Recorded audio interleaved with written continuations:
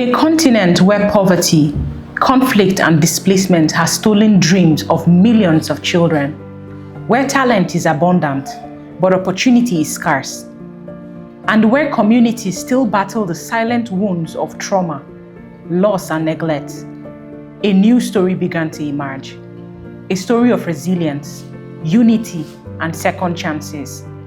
This is the story of Pairs to Glory Foundation.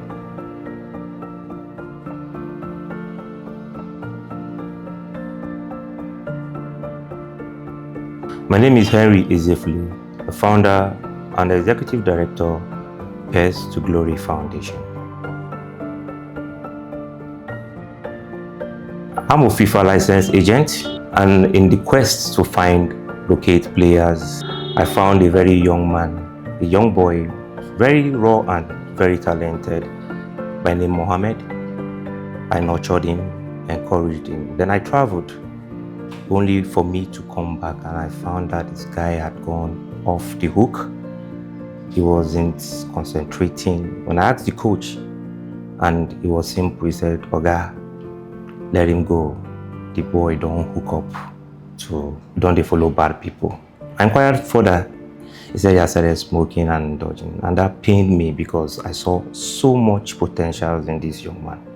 At that moment, I knew I had to rescue the system in my own simple way.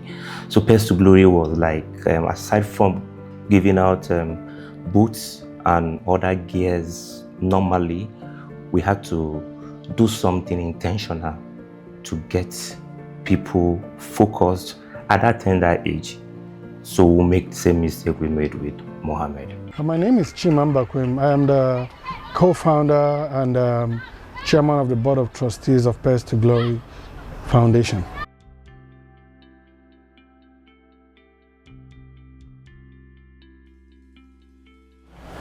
I think coming to fruition, I think is a very important word to use, because it was in planning for so long. You know, in 2017, I started this conversation with my very close friend, the co-founder, and we talked about a lot of ways to support the community, because I just got my C license and he just got his FIFA license. We're looking at how do we support kids who do not have opportunities, creating opportunities for kids who want to express themselves, who want to use soccer as a pathway to survive, and support their families.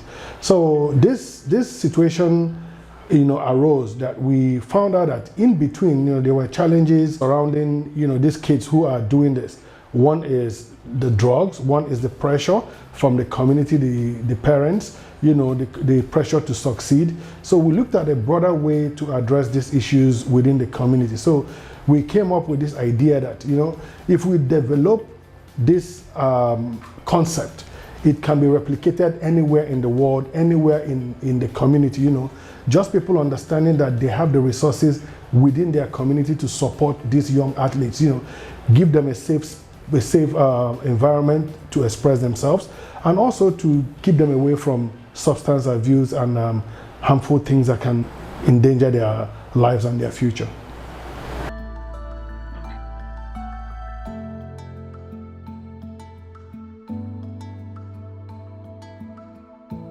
My name is Patience Beautiful Asha, and I am the program lead, Pairs to Glory Foundation.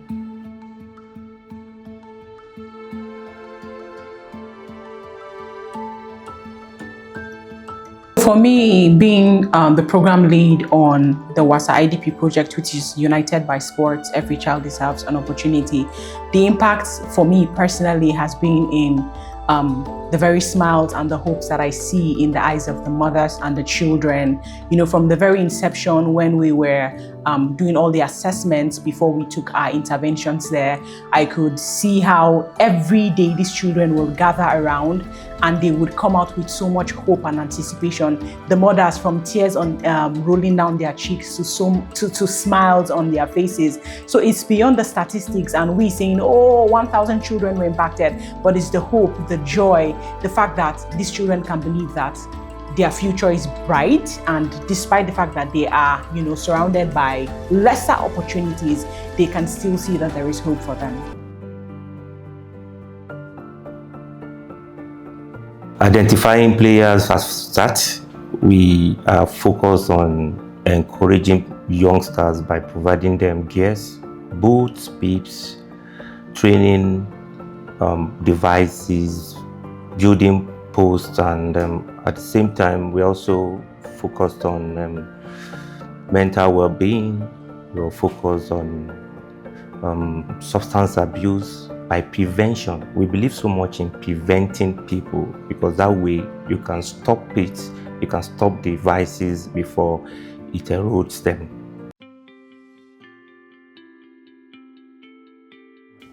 I think when you look inwards, we can do a lot for ourselves, with the resources that we have in the community.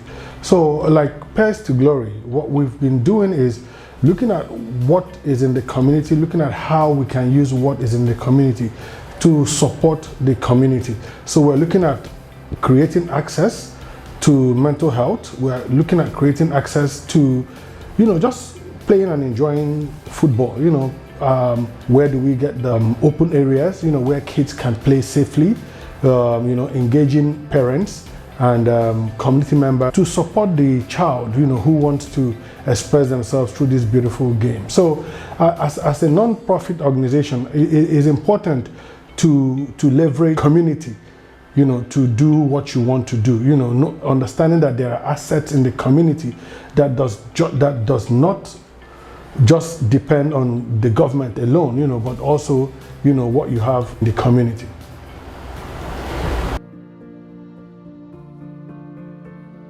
I've always said it in different fora that is either you have entertainment or sports. Basically, that's how you can attract the attention of these young men. Now, sports does something, it discourages substance abuse. Unlike entertainment that encourages substance abuse. So for us, sports is basically a way to prevent these youngsters from becoming huge liabilities to the society.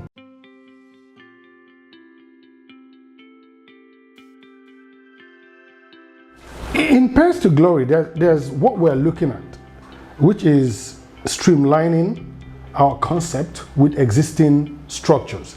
So we're looking at how we can develop relationships, both locally and internationally, to get people to support what we're doing, to see the need and the advantage in supporting what we're doing so that we're able to grow. If you're looking at mental health, like here on Guam, where I stay, there's an NGO called Todu Guam Foundation. They actually have a mental health component to their program. Working with this kind of organizations, to streamline what we're doing with them would also help us grow. Looking at what we have in this community, as a resource for us to support these kids. We're just not looking at drugs. We're looking at mental health challenges. We're looking at psychosocial challenges that these kids go through. And then also we're looking at, partnering with businesses that would appreciate what we're doing and see the need, in supporting what we're doing to push this concept so that it's acceptable. So Guam for me is home. So Nigeria for me is home. So I look at using Guam as a springboard, the same way we're using Nigeria as a springboard to launch this global initiative that would impact directly on the athlete, no matter what sports, soccer, football, basketball, anything that has to do with young athletes, to make sure that they have a safe space to operate in. Basically, our target, Pairs to Glory, is our target is basically the vulnerable community, especially the internally displaced population, that's IDP. Okay, and the primary reason why we focus on this sector is basically to create hope for them, because sport is an opportunity whereby you can become something from nothing. So by targeting them, we have that possibility of catching quality, bringing them out from shackle and preventing them from going into crime.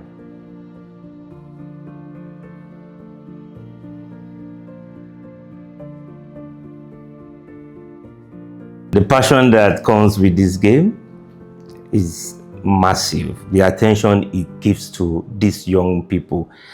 Basically, the hope that I see in them, like I always tell my team that if a community wants peace, then you need to create hope for these youngsters.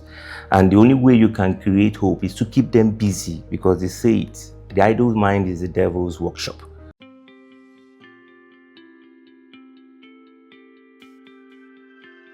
I've been playing soccer all my life. Started as a little kid, playing football for fun, for relationships. And coming to my job, I work in a space where we deal with people with different kind of challenges. Looking at these challenges and also figuring out how the environment impacts the individual and how the individual impacts the environment. I came to that conclusion that there's a relationship in my soccer, my football experience and my job experience, and I'm looking at how to give back to the community. How do I use my free time to impact positively on these kids? As a parent of a soccer player, it's important for me too, looking at what happens in the house, what happens in school, and the challenges that the young player goes through and the future of the young child. So I thought it was important for me to use my learned experience to impact positively on other parents, the community, to make sure that we provide a safe environment for these kids to perform.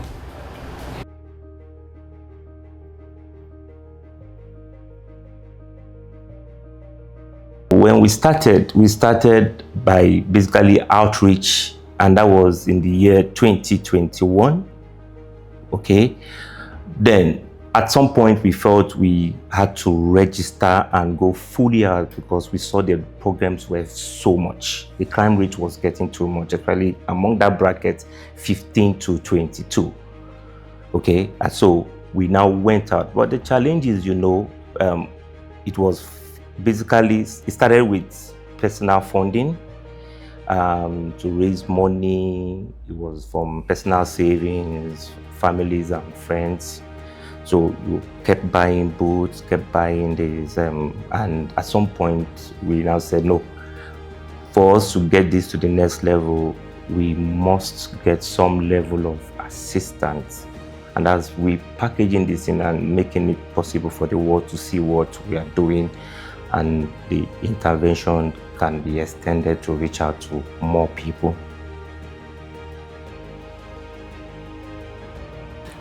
I would not say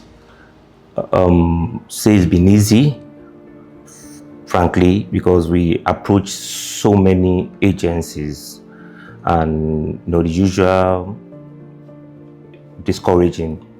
But I would give it to the NDLEA. From the word go, they saw the problems, they saw what substance abuse is doing to our youngsters. Currently, the prevalence level is over 14, when the average in the world is 5%. So that is alarming. So when we came with the sports and how sports could change a lot of things among these youth, immediately they keyed into it, and the chairman has been wonderful, the directors, the whole team. Whenever we are going for any program, they are there with us. They're giving us the support, and they're bringing up the resources by speaking to our targeted audience, which basically are the youngsters and in the system. Yeah, currently we have 2 ambassadors that are doing wonderfully well now, and basically they are out there to inform the public about Paths to Glory, to help and speak about the need to support the vulnerable child, especially those that are geared towards sports development. And currently they're doing wonderfully well. They're coming up with a lot of support materials And that's not all. They're also, by their actions, the youngsters here are seeing that if these young men can do this, they can do it. So there's this surge, to really want to be very successful amongst these less privileged children in these communities. So basically, they're doing a lot of wonderful work. Hello to everyone on behalf of Pairs to Glory. My name is Daryl, one of the sporting ambassadors. And as you can see, I'm cleaning one of the many boots that we've collected in the past week. But this is still not enough. There are children just like me all over the world, specifically in Nigeria. They don't have the opportunities because they don't have the equipment and facilities like me. So we need your help to collect more boots like these and more people to join our cause. Thank you, Maz, for these boots on behalf of Harbour Town. You're welcome. These boots are going to go to a better place, to people that are less advantaged. Thank you for this. You're welcome. Hope they come of any use, and we will continue to donate as much as we can. Thank you for eating Pairs to Glory. Pleasure. It's always a pleasure. On behalf of White Star, I'll be donating these boots to our former Academy graduate, Dara, on behalf of Pairs to Glory. These boots will be going to a charity called Pairs to Glory, who are a non-profit organization that take boots and equipment to children in Nigeria that need it more than us.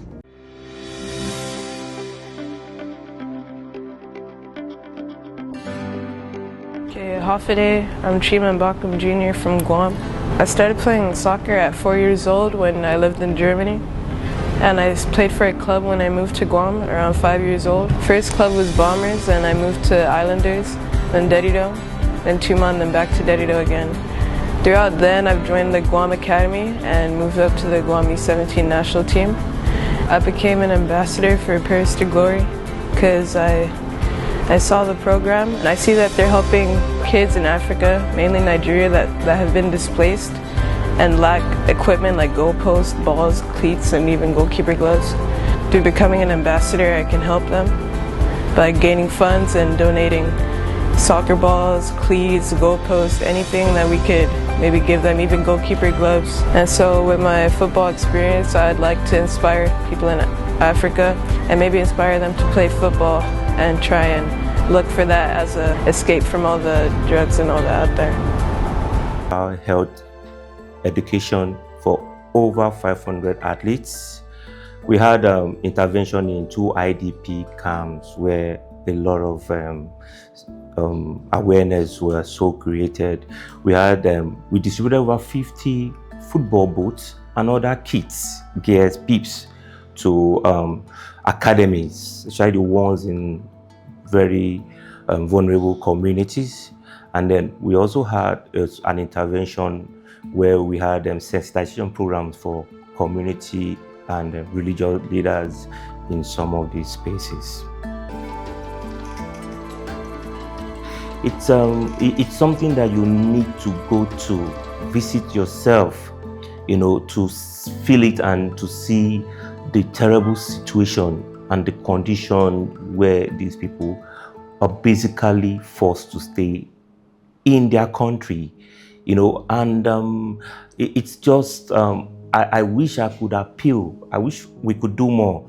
But then we're also appealing that you need to come and see these things. And we are calling for well-meaning Nigerians to visit, especially the Wasa and the Malaysian Garden, firsthand to see how terrible the living conditions of our fellow brothers and sisters in the same country. So I want to say a very big thank you to our partners, to my team. I have an incredible and wonderful team that I've been working with in this project. And I want to say a very big thank you to them, to our board of trustees, to our partners, our implementing partners also in our projects. And I'm also using this very privilege and opportunity to call out for partnerships, because truly together we can, the more the merrier, together we can actually make greater impact. We are a sport-based organization, but these interventions we bring will need more than just sports. It needs healthcare, it needs education, it needs water, it needs sanitation, it needs the girl child, it needs counseling, it needs mental health. So I'm calling out for other organizations. You can reach out to us via our email at info@pairstoglory.org. Thank you very much for watching.